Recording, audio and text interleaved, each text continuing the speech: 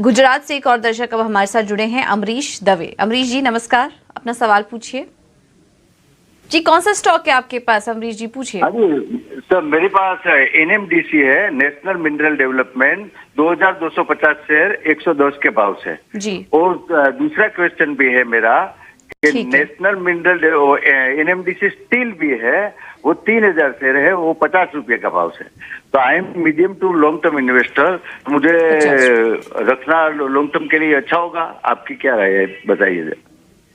और ठीक है सौरभ जी लॉन्ग टर्म निवेशक है, एनएमडीसी भी है इनके पास, एनएमडीसी स्टील भी है और एनएमडीसी का जो प्राइस है वो 50 रुपीज पर है और एनएमडीसी में भी इनको अच्छा खासा मुनाफा हो रहा है क्योंकि क्वांटिटी भी इन्होंने अच्छी ली है।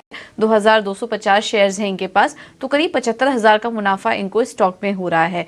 अब लॉन्ग टर्म के लिए होल्डिंग, दोनों स्टॉक सिलेक्शन सही है या फिर थोड़ा स्विच करने की राय देंगे अपने निवेश को? जो सेक्टर है और जो स्टॉक्स हैं, ये वर्ल्ड इकोनॉमी में कैसे ग्रोथ आएगी, चाइना किस तरीके का करेगा, उस पर बहुत निर्भर करता है। क्योंकि जब भी वर्ल्ड इकोनॉमी का डेटा आता है, खासकर चाइना का डेटा आता है, तो उस पे जो मेटल प्राइसेस है वो बहुत घूमते हैं। रिसेंटली हमने देखा आयरन और प्राइसेस ऊपर गए हैं तो एनएमडीसी भी चला।